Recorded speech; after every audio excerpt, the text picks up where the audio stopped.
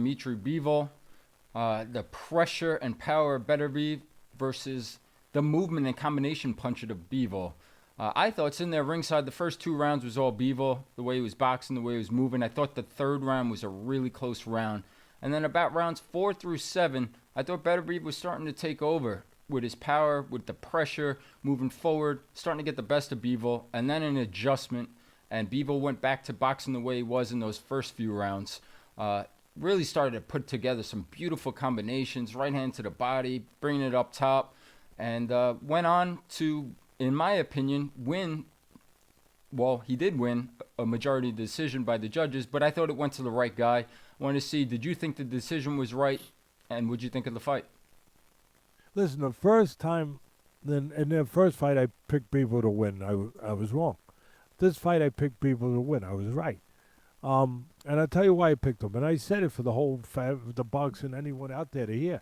I thought that the reason Beterbiev won, and I felt surely won the first fight, he won the championship rounds. And that was one of the distinct differences in this fight. And to your point, that Bivol won the early rounds, which he did the first fight too. And then Beterbiev came on later in the middle rounds, which he did the first time too. And then one big difference. Bivol didn't let him win the championship or any of the late rounds. He didn't let him. I felt for sure that Bivol was going to make sure of one thing going into this rematch. But he wasn't going to lose the championship rounds. He might lose the fight. He might lose it. He wasn't gonna lose because of that. He's a proud guy. He's an experienced guy. He's a former world champion. Now he's the champ again. He's got, good people around him, smart people around him. He's been around, like he's got the amateur pedigree just like Beterbiev does. He was not gonna get beat because he couldn't finish better than Beterbiev. That was not gonna happen. And you know what, bud? It didn't happen. He made sure that would not be the failing point of this second try for the title. I thought going in that when I was doing my prediction of this fight, we did the fight plan, I predicted Bivol would win. But when I was doing all the interviews and the preview for this fight, I thought there was a couple things that could be different for both guys. I thought Beterbiev maybe could be better, maybe, because he had more time for his knee to be rehabilitated and to have a full proper training where maybe he was a little off, maybe, even though he won the first time, so you'd never know it.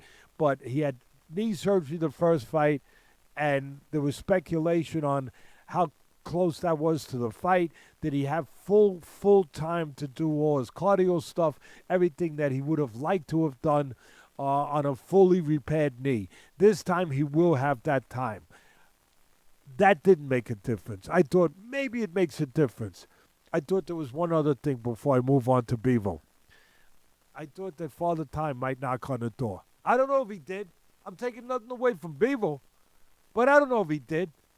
He's 40. What is he, 40 now or 41? He's 40 now. Turned 40 in January. And he made a point to start faster in this point, and it did seem like the tank was a little lower towards the later rounds in this fight. I don't know. Listen, Father Time gets us all. I don't care who you are, even the boogeyman.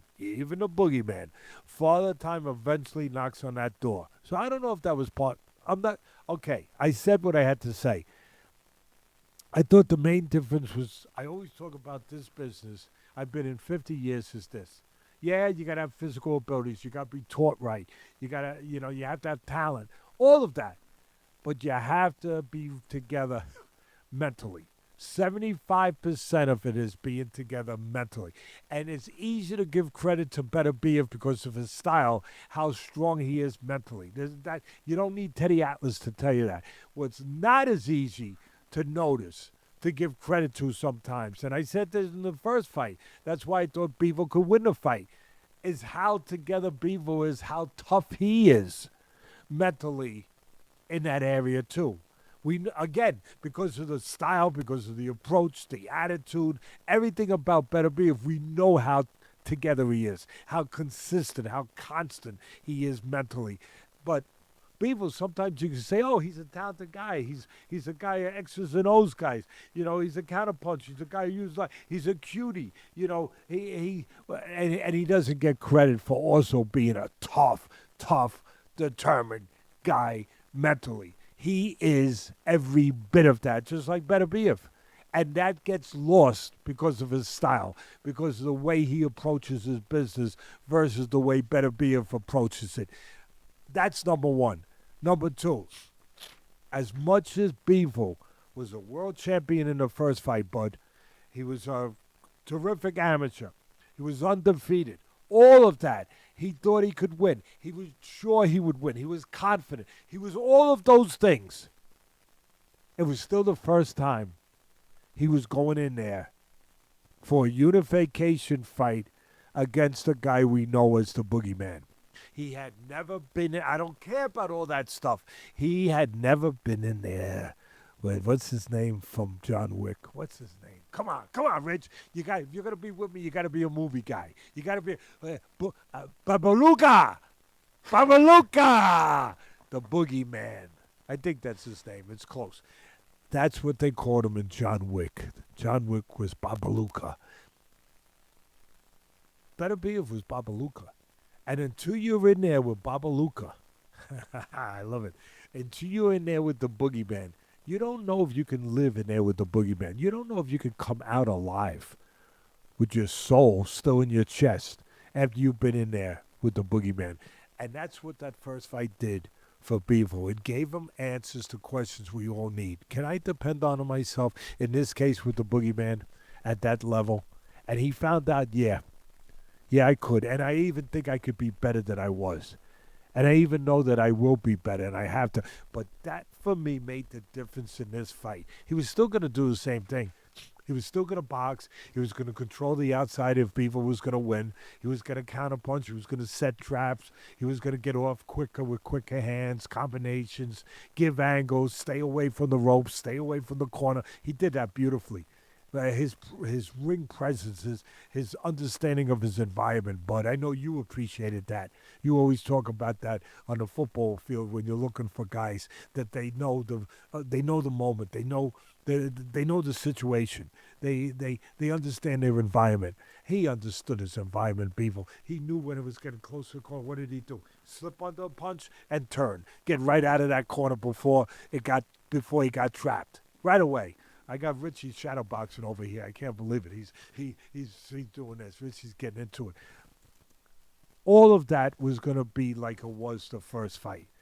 But the most important thing that was going to make the difference, he knew that he could go in there with the boogeyman and he could be okay. He could handle what he had to handle. Having the answer to that question, for me, was the whole thing. It was the whole thing. Because, like I said, everything else, the blueprint was going to be basically the same. Maybe sit down a tiny bit more, but he put a little bulk on. You could see he put a little bulk on. He got a little stronger. He probably hit some weights, whatever, because he wanted to feel that he wasn't going to get out-strengthened. Partly the mental part and the physical part, too. That he could, instead of just keeping him off with pop, pop, pop, pop, pop, pop, pop, it could be bop, bop, bop, with a little bit more in it, where it maybe would slow down Beterbiev, a little bit more, get his respect a little bit more. I'm sure there was a little bit in the change or the adjustment of the blueprint for this fight, the battle plan, but for really the most part, Bud, it was the same. The difference was this: he knew he could do it. He knew he could live with the boogeyman. The confidence, the belief, the answers to the question. That was the biggest difference. And it showed. For me, it showed. And that's why I was very confident saying Bivol was going to win the fight. Because I really believed he was going to be a little better in that area. And he was. And maybe Father Time was part of it, whatever. But you know what he didn't let Beterbiev do? One of his strengths? Nobody... He didn't let him. He didn't let him get inside and set up shop. He didn't let him set up shop. He he knew that he had he had a clock in his head, Bivol. I get over, and then I got to get out just before he could get close enough to do what he does. Go to the body, take air out of my tires, and take gasoline out of my tank for later in the fight. He had plenty of gas left. Plenty of gas. He didn't have plenty of gas left, in the first fight. And he did what I talked about in the preview of the fight. What did I say, bud? I said he's got to watch a Gunsmoke fight.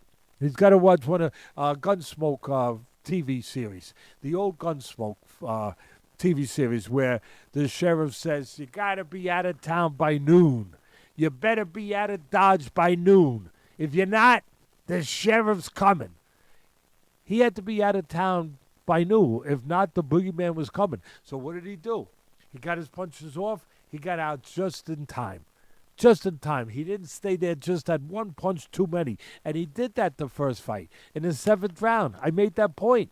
In the 7th round, he was winning the round. He was winning the fight. He had control of the tempo, the theme of the fight, the rhythm of the fight. And there was one spot, it looks like he's dominating the round in the 7th. And the momentum's going his way. And in the middle of throwing, instead of throwing 4 and getting out of dodge, he threw one more, the 5th, and bang! He got timed by Beterbiev, because Beterbiev is more than just a seek and destroy big puncher. He's smart too. He's got boxing skills too. He does other things. He will jab. He will close the gaps without reaching. He will time you, and he got timed in that 7th round. And it changed everything.